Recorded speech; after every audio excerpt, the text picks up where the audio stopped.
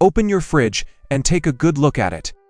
That tray of chicken you bought yesterday cost the same as a full tank of gas 5 years ago. The beef you used to put on the table on Sundays is now a luxury. A luxury you calculate twice before putting it in the cart. And pork, which was always the cheap option, is around $5 or $6. $5 or $6 a pound. Multiply that by the 300 pounds of meat that a family of 4 consumes in a year, and the number blows up in your face. $1,800 minimum, probably more. In my field records, I have seen how this number paralyzes entire families. But what truly disturbs me is that you are handing that money over to a system that owes you nothing and could leave you with empty shelves tomorrow.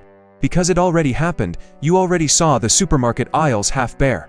You already felt that pit in your stomach when the price of protein went up from one month to the next without anyone explaining why. And the worst part isn't the hit to your wallet. The worst part is the feeling that you have no alternative. You depend on a cold chain, on a truck crossing 3 states, on an industrial slaughterhouse, and a middleman who sets whatever price he feels like. You control nothing, you just pay. In my database of real-world cases, a woman in Ohio stands out. She is the perfect example of this broken system of logic. She understood it before most, with a backyard the size of a parking lot. Nothing special, just unkempt grass and weeds growing between the cracks of an old fence. One day, she sat down to do the math with her supermarket receipts. She discovered that in 12 months, she had spent over $2,000 on meat.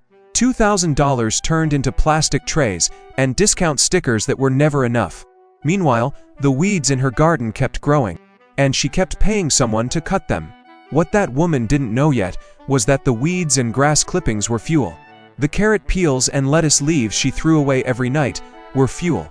Fuel for an animal that has been turning waste into high-quality protein for thousands of years, faster than any chicken, pig, or cow. An animal that industrial agriculture needed you to forget.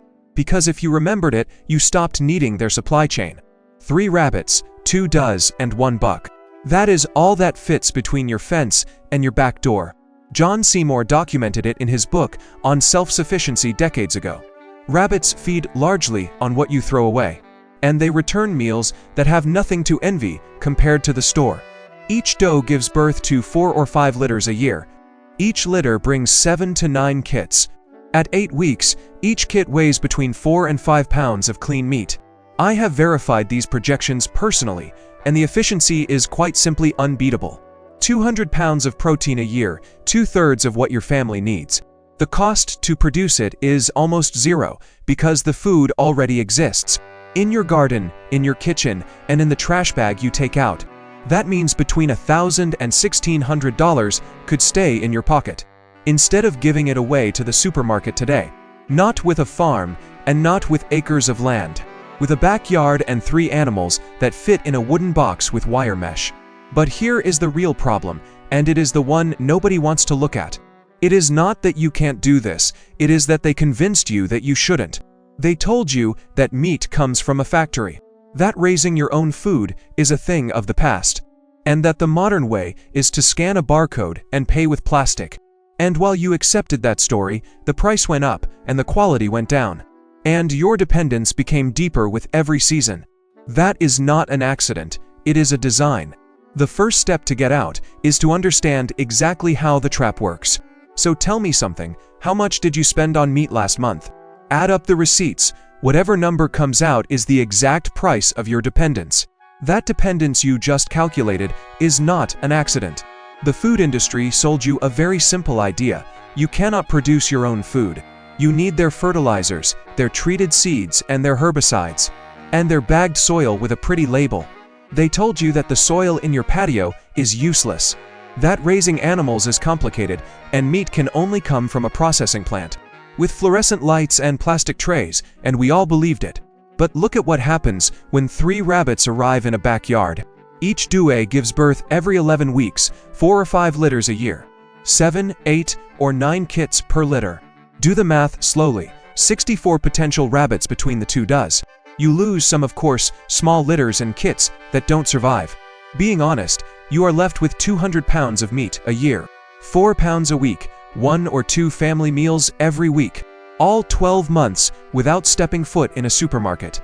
Now compare that to what the system offers you. Store-bought chicken at $45 or $6 a pound. Meat that traveled hundreds of miles in a refrigerated truck. Raised in a shed where the soil is dead and saturated with antibiotics. Where no root grows because the land was scorched with glyphosate. Scorched before the building was even constructed. That is the model they presented to you as progress. From my scientific perspective, I have documented how the industry killed the fungal network. The network that connected roots beneath the earth just to sell you fertilizer. And replace what they themselves destroyed, a perfect business for them. The most profitable trick was convincing you that you need their bagged black soil, their synthetic NPK, and their spraying schedule. Every time you buy a bag of nutritious soil, you pay for a dead substrate. No mycorrhizae, no nitrogen-fixing bacteria. Without the underground network that fed entire harvests for thousands of years. Without anyone buying a single thing. That network exists beneath your lawn right now, half suffocated, but alive. In my experience, rabbits are the perfect catalyst for this cycle. They eat the weeds you pull out, and the grass clippings you bag up, and the kitchen scraps you throw away every night. They convert what the system taught you to waste into clean protein. They don't need industrial feed, and they don't need antibiotics. They don't need anything that comes on a shelf with a barcode. In my records, most people fail because they make a category error. They treat rabbits like pets, they give them names and get attached. Suddenly, they have 50 mouths to feed and 0 pounds in the freezer. That is not a system, it is exactly the trap that the industry wants. For you to fail on the small scale, so you keep buying large scale. Raising rabbits for meat is agriculture, feed, reproduce, butcher. Fast, clean, and absolutely no drama. If you can't snap a rabbit's neck, the question isn't whether you are weak. The question is, who convinced you that the only acceptable way to obtain meat is to pay a stranger to do it for you? In a building you will never visit. 200 pounds a year, $1,000 saved. With 3 animals that fit in a 3-foot-long hutch. And the only thing they need is to be dry and cool. And far away from your sentimentalism. But that is only half of the equation. Because we still haven't talked about what you feed them. And how much it actually costs you to keep that cycle spinning. Tell me one thing in the comments. If your yard could give you meat every week, what is holding you back? The space, the stomach, or what you were taught to believe? I have identified a biological principle that the food industry needed you to forget. It is not complicated, and it doesn't require a doctorate. It has been working for millions of years without anyone paying a patent on it. Beneath your lawn, there is a protein factory that works 24 hours a day. Every blade of grass growing in your yard is absorbing nitrogen from the air, fixing it into its tissues with the help of bacteria living between the roots, and storing solar energy in the form of cellulose. You can't digest that cellulose, your stomach doesn't have the enzymes, but a rabbit does. In my analysis of biological conversion systems, the rabbit's digestive tract is one of the most efficient machines designed by evolution. It takes plant fiber that is useless to you and transforms it into edible muscle.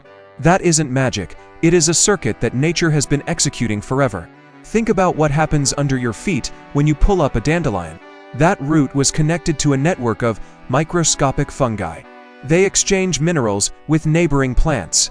When you throw that weed in the trash, you're discarding a nutritional package. A package that already passed through the filter of the soil.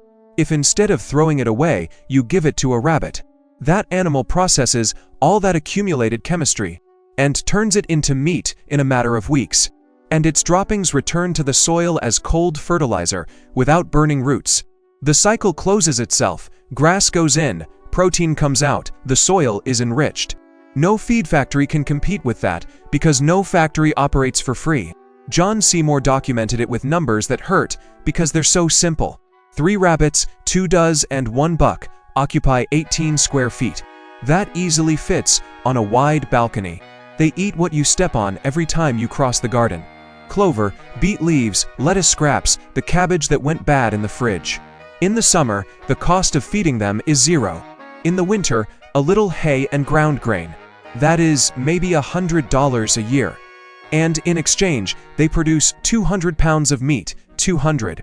Compare that to any other animal. Chickens require bought grain, 2 feedings a day, and constant vigilance against predators. A pig requires scraps that a backyard doesn't generate, and cattle require acres. The rabbit only needs what your garden already produces and discards. That is the law they buried. The most efficient conversion of vegetation into animal protein doesn't happen in an industrial feedlot. It happens in 1 square meter of a backyard, with an animal that weighs less than a cat. And here is what nobody tells you in home economics books. That biological circuit doesn't just give you meat.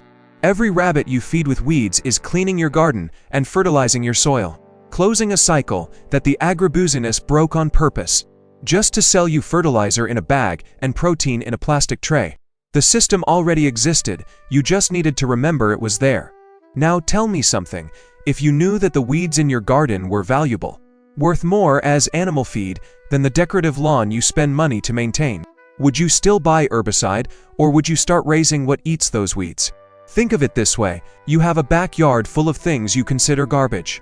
Weeds you pull every weekend, grass clippings you put in black bags, just for a truck to take away. Carrot peels, wilted lettuce leaves, broccoli stems that go straight into the bin. All of that, every week, leaves your house without giving you anything in return. Now imagine that instead of throwing that material away, you just drop it inside a rabbit hutch.